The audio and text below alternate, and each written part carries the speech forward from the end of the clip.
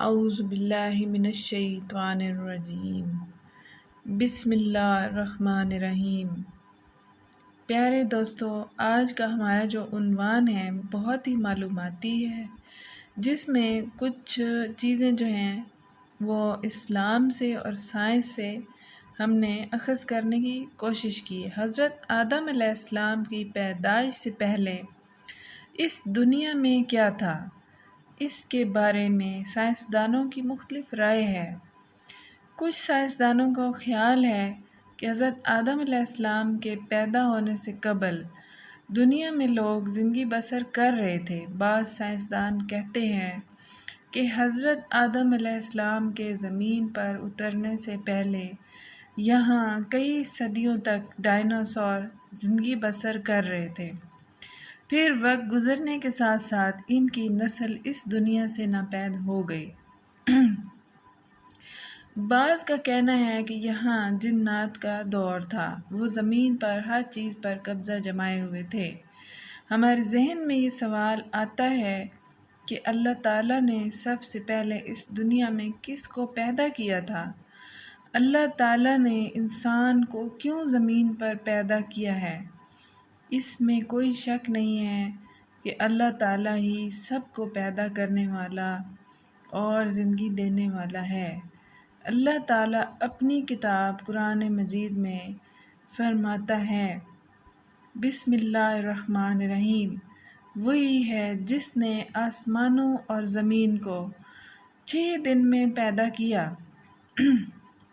پھر عرش پر جلوہ فرما ہوا اور خوب جانتا ہے اس چیز کو جو زمین میں جائے، جو اس سے نکلے، جو آسمان سے نیچے آئے، اور جو کچھ اس میں چڑھ کر جائے، اور جہاں کہیں تم ہو وہ تمہارے ساتھ ہے اور تمہارے اعمال کو دیکھ رہا ہے۔ اللہ تعالیٰ قرآن پاک کی سورہ ہود کی آیت نمبر 7 میں فرماتا ہے کہ اور اللہ ہی وہ ذات ہے جس نے 6 دن میں آسمانوں اور زمین کو پیدا فرمایا، اور اس کا عرش پانی پر تھا۔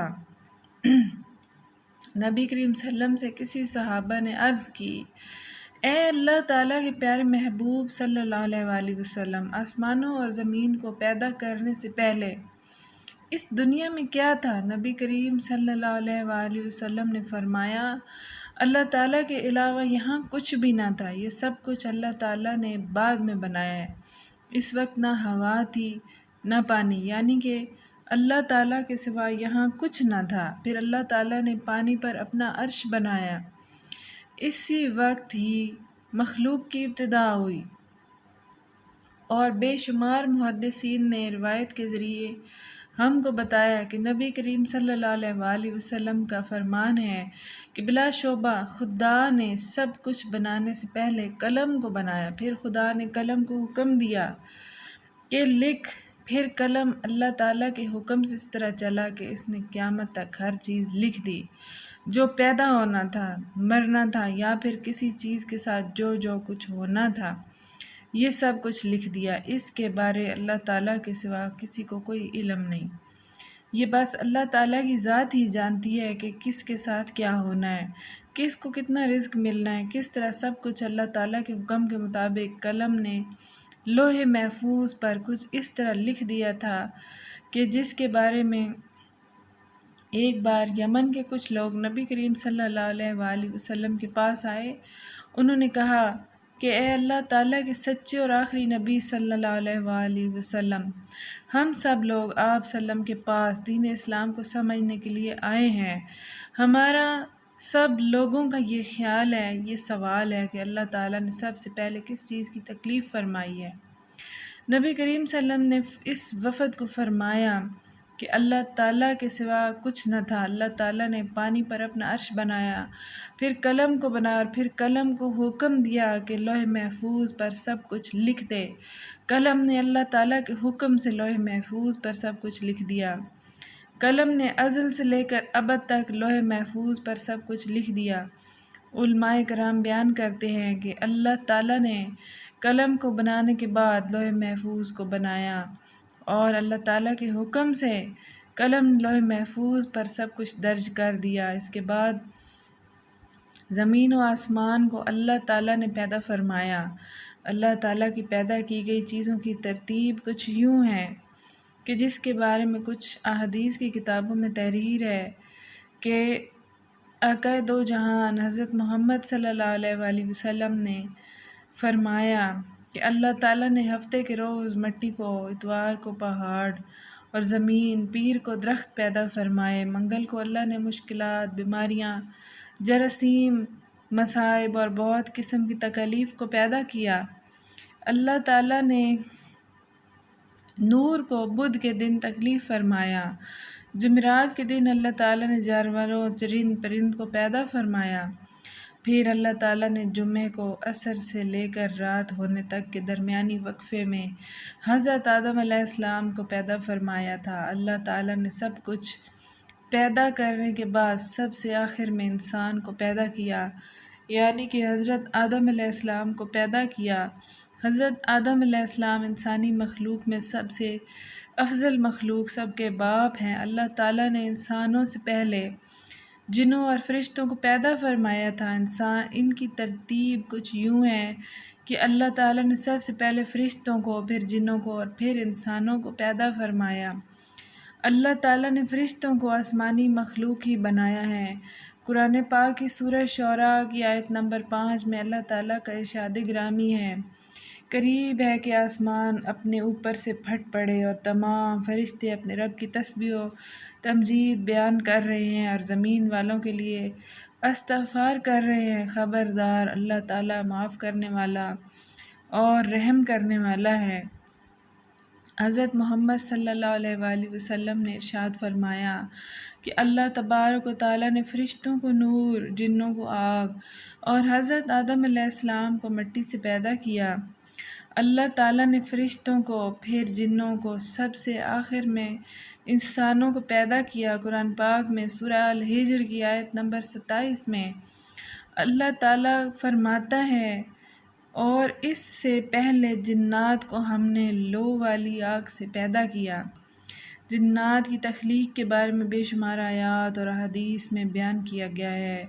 اللہ تبارک و تعالیٰ فرماتا ہے، اور جنات کو آگ کے شعلے سے پیدا کیا گیا۔ یہ آگ کے بھڑکتے ہوئے شعلے کے کنارے کو کہتے ہیں۔ گویا جنوں کو آگ کی جڑ سے نہیں بلکہ آگ کے شعلوں کے کناروں سے پیدا کیا گیا۔ خدا نے شیطان، نمرود، ابلیس کا قول قرآن پاک میں نقل کیا ہے، تو نے مجھے آگ سے پیدا کیا۔ اس سے پہلے بھی بیان کیا جا چکا ہے۔ اللہ تعالیٰ فرماتا ہے کہ جنات کو ہم نے لو والی آگ سے پیدا کیا ہے۔ شیطان، ابلیس ملعون بھی جنات کی نسل میں سے ہے۔ اس مسئلے میں کسی بھی مسلمان کو کوئی شبہ نہیں، اور سب کو اس بات کا علم ہے اور سب جانتے ہیں، کیونکہ اللہ تعالیٰ نے قرآن پاک میں فرما دیا ہے کہ ابلیس فرشتوں سے نہیں بلکہ جنوں میں سے تھا۔ حسن بصری رحمۃ اللہ علیہ بیان کرتے ہیں کہ ابلیس ہرگز فرشتوں کی جنس سے نہ تھا، اور حضرت عبداللہ بن عباس سے مروی ہے کہ جنات انسانوں سے پہلے زمین پر رہائش پذیر تھے۔ جب ان میں فتنہ و فساد بڑھنے لگا تو اللہ تعالیٰ نے فرشتوں کو حکم دیا کہ زمین پر جا کر جنوں سے جنگ کرو۔ اللہ تعالیٰ کے حکم پر فرشتے زمین پر اترے، پھر جنوں اور فرشتوں کے درمیان خوب جنگ ہوئی۔ اس جنگ میں جنوں کو شکست ہوئی، وہ میدان چھوڑنے پر مجبور ہو گئے اور وہاں سے بھاگ کر جزیروں اور پہاڑوں میں چلے گئے۔ اس وقت سے لے کر آج تک جنگلات، جنات اور پہاڑوں میں ہی یہ جنات زندگی بسر کر رہے ہیں۔ اس واقعے کے 2000 سال کے بعد اللہ تعالیٰ نے حضرت بی بی حوا، حضرت آدم، حضرت بی بی حوا علیہ السلام کو زمین پر اتارا تھا۔ حضرت آدم علیہ السلام اور اماں حوا سے تمام انسانوں کی نسلیں چلی۔ یہ دنیا فانی ہے، ایک دن قیامت آ جائے گی، اللہ تعالیٰ سب کو اس دنیا سے اٹھا لے گا، پھر اللہ تعالیٰ ان سب کو دوبارہ زندہ کر کے حساب اور کتاب لے گا۔ جس کے نیک اعمال ہوں گے ان کو جنت میں، اور جن کے برے اعمال ہوں گے ان کو جہنم میں بھیج دیا جائے گا۔ اللہ تعالیٰ سے دعا ہے کہ وہ ہمیں نیک اعمال کرنے اور برے کاموں سے دور رہنے کی توفیق عطا فرمائے، آمین یا رب العالمین۔ امید کرتی ہوں پیارے دوستوں، پیاری بہنوں اور بھائیوں، آپ کو اس ویڈیو میں ضرور کچھ نہ کچھ سیکھنے کو ملا ہوگا۔ ہماری ویڈیو کو زیادہ سے زیادہ شیئر کیجیے صدقہ جاریہ سمجھ کر، تاکہ علم کا یہ جو تسلسل ہے یہ رکنے نہ پائے۔ جزاک اللہ۔